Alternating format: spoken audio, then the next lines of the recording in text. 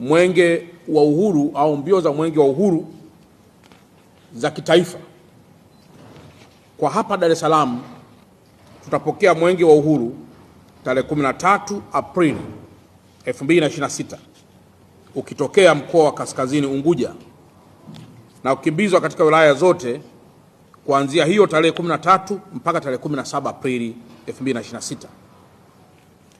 Na nikisema itakimbizwa katika wilaya zote, maana yake ni wilaya kwanza ni wilaya ya Ilala tarehe 13, wilaya ya Kigamboni tarehe 14, wilaya ya Temeke tarehe 15, wilaya ya Ubungo tarehe 16 na wilaya ya Kinondoni tarehe 17 ya mwezi wa 4 2026, na tarehe 18 alfajiri au asubuhi Mwenge wa Uhuru utakabidhiwa mkoa wa Pwani.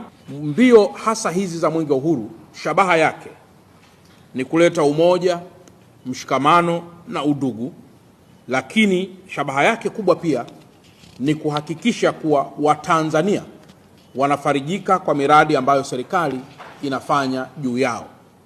Na kwa mantiki hiyo, Mwenge huu wa Uhuru utakagua, utazindua na kuweka mawe ya msingi katika miradi yenye thamani ya jumla bilioni 113.5.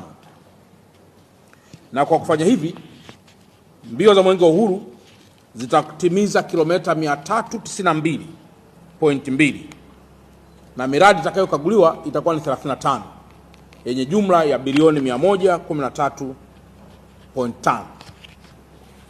Ujumbe wa mbio za Mwenge wa Uhuru kwa mwaka 2026 ni unalenga kudumisha amani, umoja na mshikamano wa kitaifa chini ya kauli mbiu isemayo Tanzania ni yetu sote, tushikamane kwa pamoja kuleta maendeleo.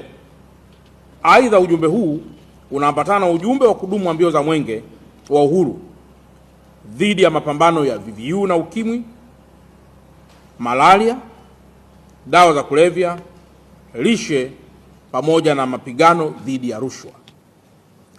Nitoe rai kwa wananchi wote wa mkoa wa Dar es Salaam kujitokeza kwa wingi katika kila wilaya ili kuupa heshima Mwenge wa Uhuru na kuzipa heshima mbio zenyewe, kwa sababu zinalenga kukagua miradi mingi 35 katika mkoa wote yenye jumla hiyo ambayo nimekwisha itaja.